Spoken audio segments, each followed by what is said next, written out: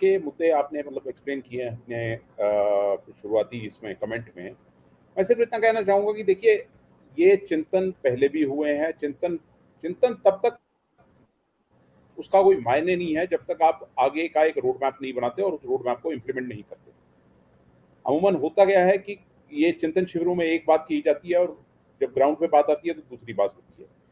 सबसे बड़ी जो समस्या इस समय कांग्रेस के पास है कि आप एक लीडर ज़्यादा वर्कर कम, ऐसा नज़र आता है इस पार्टी के बीच में। इस समस्या को भी इस पार्टी को दूर करना एक बहुत ज़रूरी है। मतलब ये जो पब्लिक में छवि है उसको सुधारना, और वो कैसे सुधरेगी? वो सीधे सीधे जब आप पब्लिक से संवाद करेंगे, लीडरगण, और लीडरगण से सिर्फ संवाद का मतलब मैं ये नहीं कह रहा हूँ कि आप वन वन साइडेड बात करेंगे।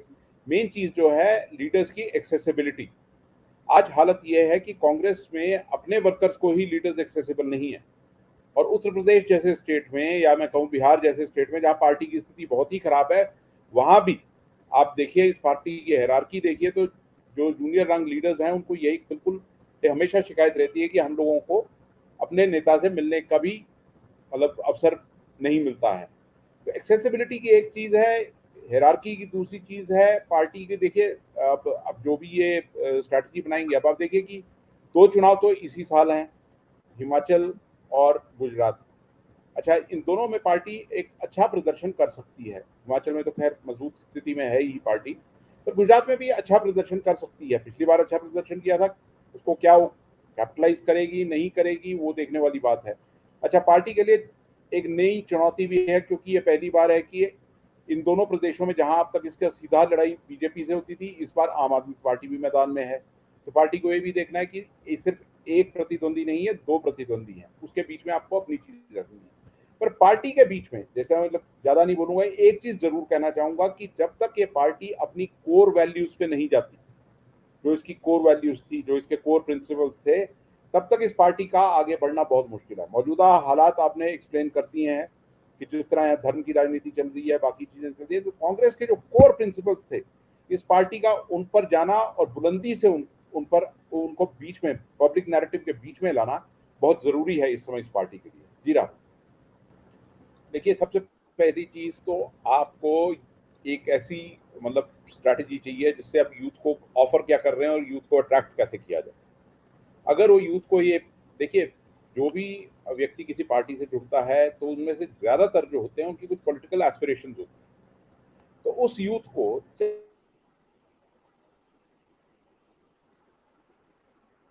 चाहे, और आप एक मतलब स्ट्रक्चर के तहत मतलब लाइए, बल्कि जो लोकल मतलब बॉडीज के इलेक्शंस होते हैं, स्टेट इलेक्शंस होते हैं, डिस्ट्रिक्ट लेवल होते हैं, और उसके बाद एमपी एमएलए के जो भी होते हैं, आप उनमें लड़ाइए। और दूसरा, आपको डिफ्रेंशिएट करना है, एक बैलेंस बनाना है कि एक तरफ आपकी ऑर्गेनाइजेशन, क्योंकि हर आदमी लड़ने में सक्षम नहीं होता। कुछ ऐसे होते हैं जो अच्छे स्ट्रैटेजिस्ट होते हैं, कुछ ऐसे होते हैं जो अच्छा ऑर्गेनाइजेशन में अपना योगदान दे सकते हैं। तो आपको वो आइडेंटिफाई करना है कि कौन ऑर्गेनाइजेशन का आदमी है और कौन चुनाव लड़ने का आदमी है। और टिकट की तो हम देख जानते ही हैं कांग्रेस में क्या रहता है, टिकट किस तरह दिया जाता है। तमाम बातें कहने के बावजूद, तमाम बातें होने के बावजूद कि एक परिवार से एक व्यक्ति को टिकट मिलेगा, ऐसा होगा वैसा होगा, दोबारा रिपीट नहीं होगा, तमाम बातें होने के बावजूद फिर टिकट जिस तरीके से दिए जाते हैं, और अक्सर वो जो रिजल्ट आपके सामने आते ही हैं वो दिखते ही हैं कैसे क्या हुआ और कैसे हुआ। तो आपको पार्टी के अंदर दूसरा डिसिप्लिन लेके आना है। ये जो इनफाइटिंग एक चीज है जो आपको दिखती है, दूसरी चीज ये जो पार्टी छोड़ के नेता जाते हैं और बार बार आप इनको वापस एक्सेप्ट कर लेते हैं, इसके लिए भी आपको एक स्ट्रैटेजी की बहुत मतलब सही जरूरत है। देखिए, यूथ को आपको अट्रैक्ट करना होगा, but at the same time जो एक्सपीरियंस लीडर्स हैं उनको भी आप टोटली नकार नहीं सकते। तो जहां जिस जगह पे जिसका योगदान काम का है वो आपको आइडेंटिफाई करना है। देखिए, एक्सपीरियंस की भी उतनी ज़रूरत रहती है। आपको ज़्यादा मतलब सबसे जो नया एग्जांपल मतलब रीसेंट एग्जांपल जो हरियाणा का था, 6 महीने पहले वही भूपेंद्र सिंह हुड्डा को अगर जे चुनाव की कमान थमा दी होती पार्टी ने, तो आज सरकार शायद कांग्रेस की थी वहां पर। और आपको ये भी समझना है कि किसी भी स्टेट में जब आप 2 बार 3 बार चुनाव हार जाते हैं तो आपकी स्थिति बहुत खराब हो जाती है।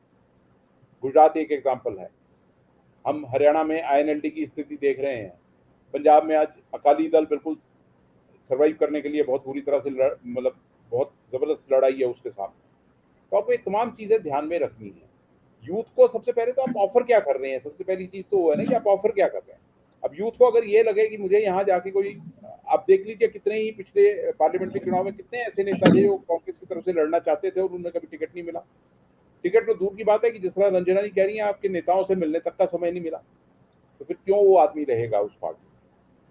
और सबसे इंपॉर्टेंट जो चीज है, जो कि आप, क्योंकि आपके सामने एक वेल ऑयल्ड इलेक्शन मशीनरी के रूप में बीजेपी खड़ा है जो 24 घंटे 365 दिन काम करता है, तो आपको ये जो नए टूल हैं, और वो टूल भी यूथ ही यूज करने में सबसे ज्यादा सक्षम है आज की डेट में, तो उन टूल्स को आइडेंटिफाई करना और किस तरीके उस यूथ का इस्तेमाल करना है वो आपको समझना बहुत जरूरी है। जी राहुल, ये इस पार्टी का एक इनहेरेंट टैलेंट बन गया है कि जीती हुई बाजी भी कैसे हारना है, या अपना पैर कुल्हाड़ी पे कैसे मारना है।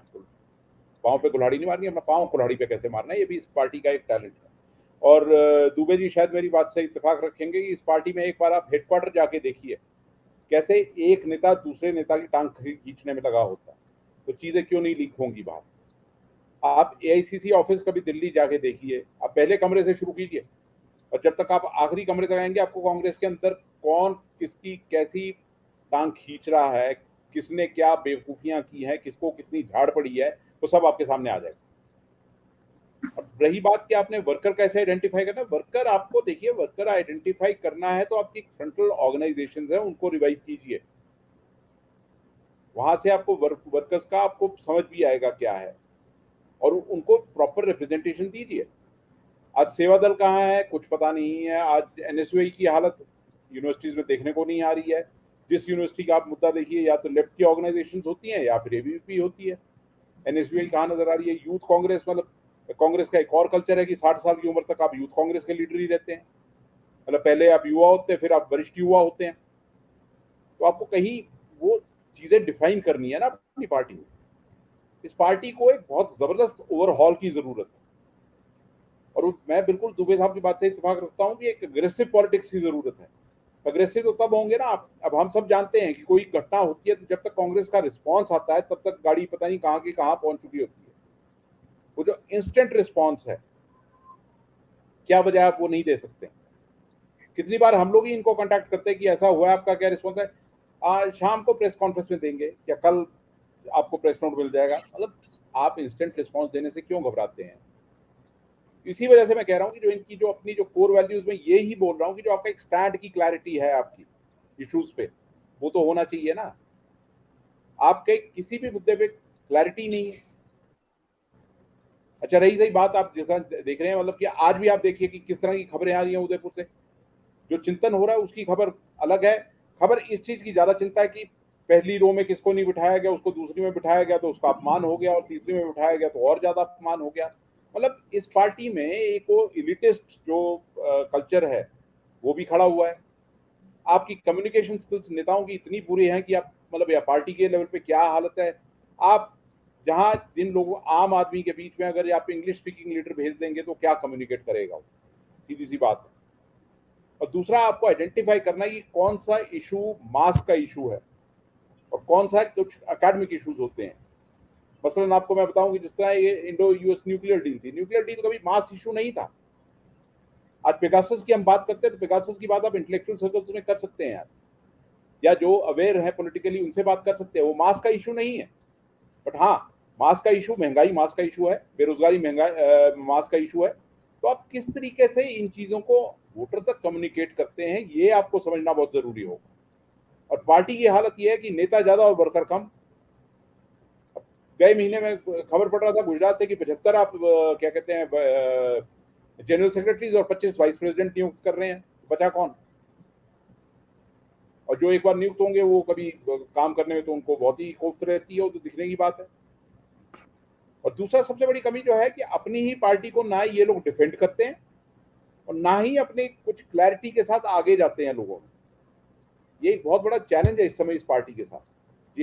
और आप हमसे जुड़े रहने के लिए सब्सक्राइब करें YouTube पर, फॉलो करें ट्विटर पर और लाइक करें Facebook पर। और ज्यादा जानकारी के लिए आपको टाइप करना होगा सिर्फ न्यूज नशा।